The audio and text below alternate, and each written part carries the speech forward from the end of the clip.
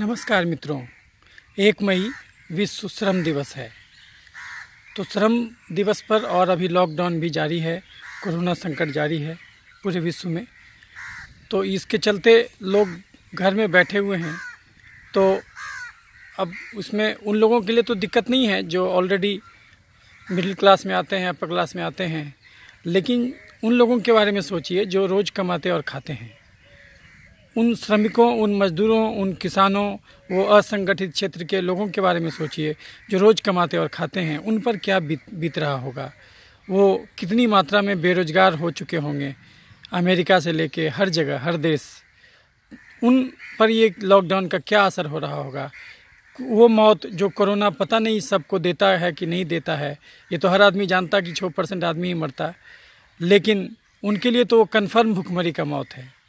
तो हमें कुछ पल उनके लिए भी सोचना होगा।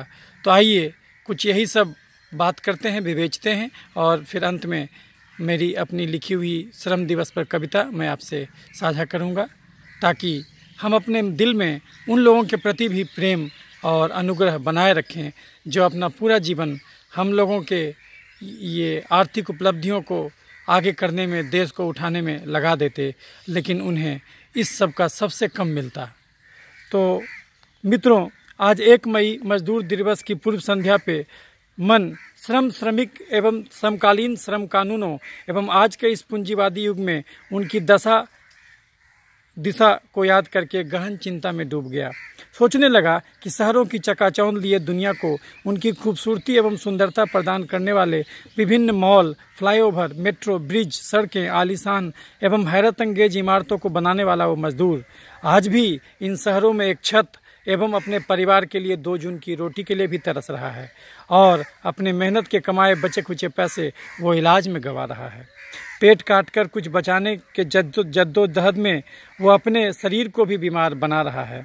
इस निराशा एवं हताशा में वो नशे का भी आदी हो जाता है और अपने अच्छी खासी आमदनी को वो बीड़ी, पान, सिगरेट, गुटखा, शराब आदि में उड़ा रहा है। यहाँ भी सरकार उसे गच्चा दे रही है जो इन सब नशे की वस्तुओं को मार्केट में बिकने दे रही है और इन पर लगाम नहीं लगा रही है। उल्टे वो इन नशीली वस्तुओं की बिक्री से सबों से टैक्स भी कमा रही है। अब ये मजदूर बंधक बन चुका है, क्योंकि वो यहाँ सिस्टम में जो कमा रहा है उससे कहीं ज़्यादा यहाँ गवा कर ऋण के जाल में फंसकर एक गुलाम की ज़िंदगी बसर कर रहा। और इसके उलट इन सब को बनवाने का ठेका लेने वाले कॉन्ट्रैक्टर करोड़ों में खेल रहे हैं। ये पूंजीपति अपने हिसाब से श्रम कानूनों को शिथिल कर इन मजदूरों का हक मार रहे हैं। और सरकार, अभी हाल में ही आपने सुना होगा कि सरकार ने अरबों रुपया माफ़ कर दिया उन भगोड़ों को, जैसे विजय माल्या या फिर और भी जो लोग हैं जिन्होंने टैक्स लेकर के यहाँ से जो भाग गए, उन लोगों का टैक्स सरकार ने माफ़ कर दिया। और एक तरफ से ये हालत है ये हमारे गरीब लोगों का। ये पूंजीपति अपने हिसाब से श्रम कानूनों को शिथिल कर इन मजदूरों का हक मार रहे हैं। सरकार ने भी दाल को महंगा कर गरीबों की थाली का प्रोटीन भी छीन लिया, और वो 2 गरीब चावल आलू खाकर बीमारी को मोल ले रहा है। क्योंकि अब शारीरिक श्रम भी कम हो गया, तो अब वो खाना जिसमें कार्बोहाइड्रेट ज़्यादा हो वो तो ऐसे भी मरीज को, ये किसी भी गरीब से गरीब आदमी को भी मरीज बनाने के लिए काफ़ी है, लेकिन अब वो प्रोटीन कम से कम ले रहा और कार्बोहाइड्रेट जम के खा रहा। ये समस्या अब गांव में भी आ गया, क्योंकि सरकार खुले में शौच रोक दिया, कम से कम टॉयलेट के नाम पर चलता था, अब वो कहानी भी ख़त्म है। तो अगर आप बिल्कुल मेहनत कम कीजिएगा और केवल कार्बोहाइड्रेट खाइएगा और प्रोटीन नहीं लीजिएगा तो आप अनेक बीमारी से ग्रसित हो जाइएगा। तो यही कारण है कि टीबी, लेप्रोसी गरीबों में जकड़ा हुआ है। इन संक्रमण के रोगों से हमारा शरीर इन रोगों से प्रोटीन से ही बचता है, क्योंकि इम्यूनिटी को बनाने में प्रोटीन ही मेन महत्वपूर्ण कारक होता है। और परंतु सरकार ने जानबूझकर प्रोटीन को महंगा कर मजदूरों को बीमार, लाचार और रोगों का आसान शिकार बना दिया है। सरकार के काम को आसान इन श्रम संगठनों के तथाकथित नेताओं ने भी कर दिया है, जो अपने राजनीतिक पदलोलुपता की चाह में अपने घुटने सरकार के आगे टेक दिए हैं। ये बात संगठित क्षेत्र के मजदूरों की भी है, जिनके पास ESIC यानी कर्मचारी राज्य बीमा निगम की सुविधा है। लेकिन ये समस्या और भी गंभीर रूप में असंगठित मजदूर, दिहाड़ी मजदूर, खोमचे वाले, रिक्शे वाले, खेतिहर मजदूर आदि लोगों के लिए तो और भी ज़्यादा विकराल रूप में खड़ी है। आज अमीरी गरीबी की खाई बहुत ज़्यादा बढ़ गई है। देश के केवल 54 खरबपतियों के पास देश की 1/4 GDP चली गई है और 65% आबादी वाले खेतीहर ग्रामीण लोगों के पास केवल 17% GDP ही बचा हुआ है। ये तथ्य हमें एक नए उपनिवेशवाद एवं अति पूंजीवाद के उदय की ओर इशारा कर रहा है। आज ये लॉकडाउन भी कितने लोगों को गरीबों की श्रेणी में फिर से डाल दे रहा है। लॉकडाउन का जो अंतहीन सिलसिला शुरू हुआ है, ये पता नहीं कब तक चलेगा और ऐसे केसेस में उन लोगों का रोजगार निश्चित रूप से बाधित होगा और वह और गुलामी की ओर अग्रसर होंगे। अमीरी और गरीबी की खाई और ज़्यादा बढ़ेगी।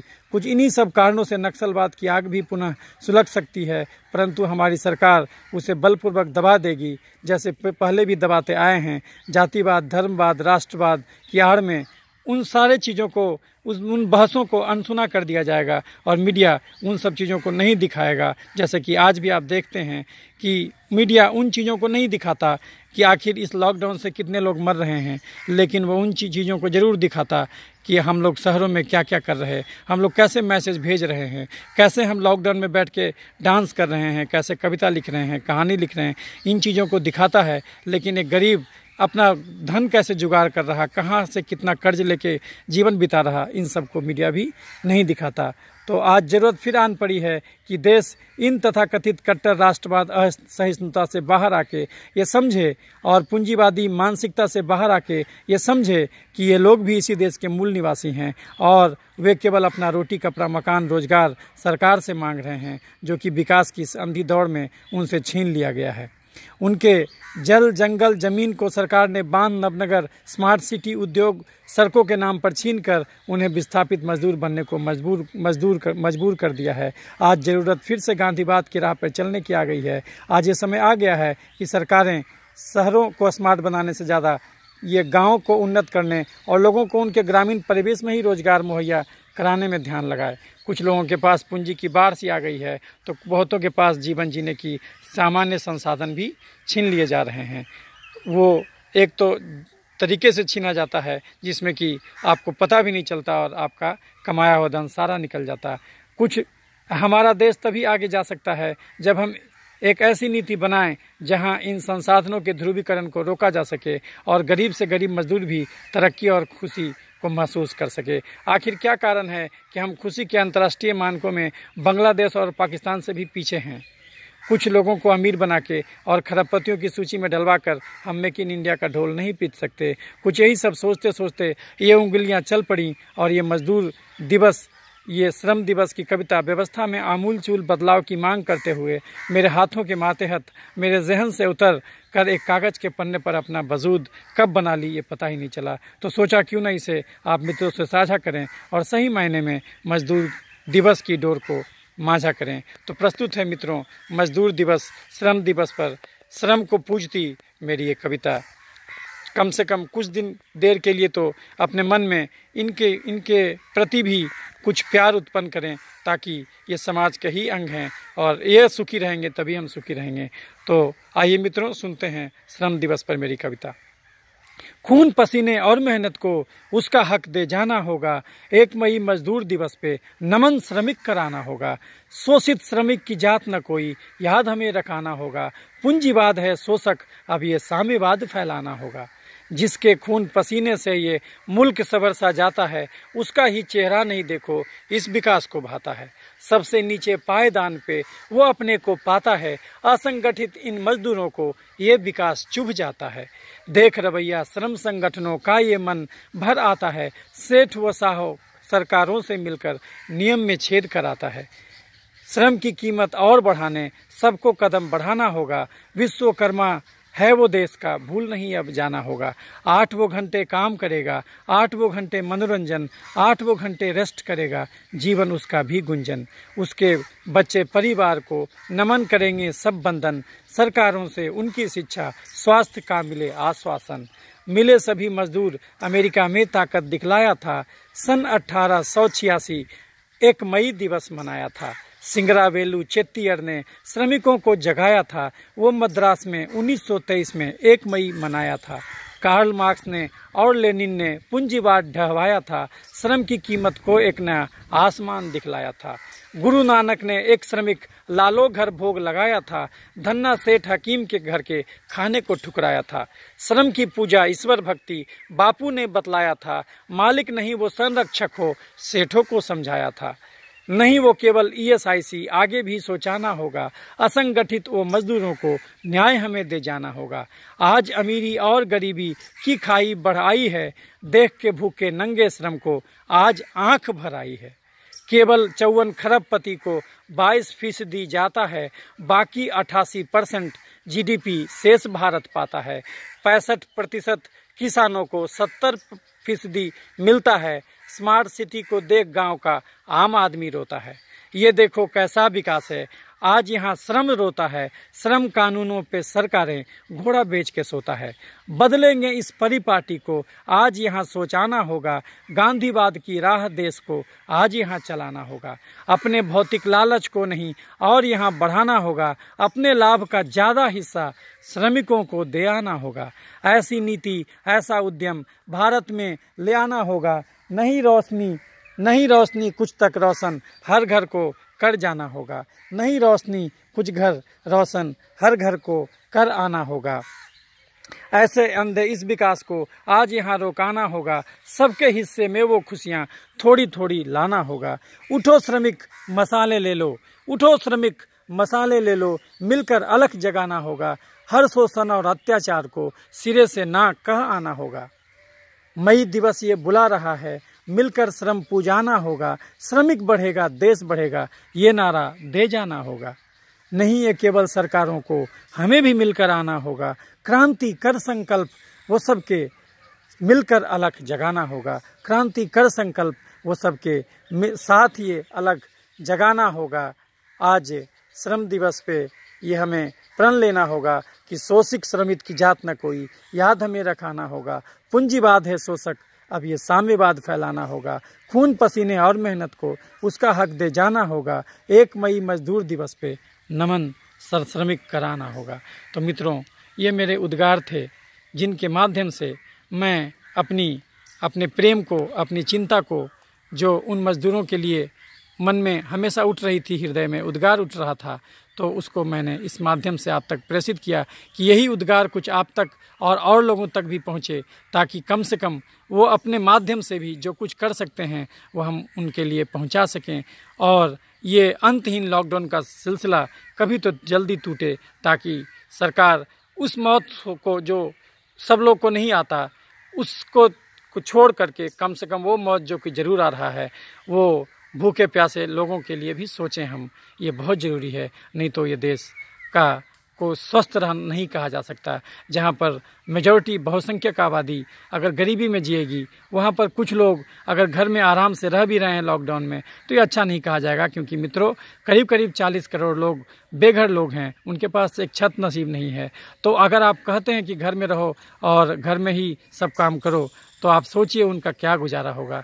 अभी बरसात भी आएगा, वो कैसे रहेंगे, बरसात में कैसे रहेंगे। अभी हम वीडियो देख रहे थे जिसमें एक बच्चे के पास भोजन का सारा चीज़ ख़त्म हो गया था, तो वैसे केस में वो फ्रॉक को खा रहा था।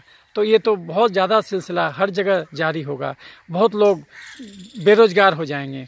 तो हमें ये सोचना होगा, क्योंकि नहीं तो अगर सही में कोरोना इतना ज़्यादा खतरनाक है तो सरकार को ये आंकड़ा भी देना चाहिए कि पिछले साल जितनी मौतें हुई थी, 1 महीने में 6,66,000 आदमी भारतवर्ष में मरा करते हैं। पूरे विश्व में प्रतिदिन पूरे विश्व में 1.5 लाख लोग रोज़ मरते हैं, और अभी 2.5 लाख का आंकड़ा भी पूरे विश्व में नहीं पहुंचा है।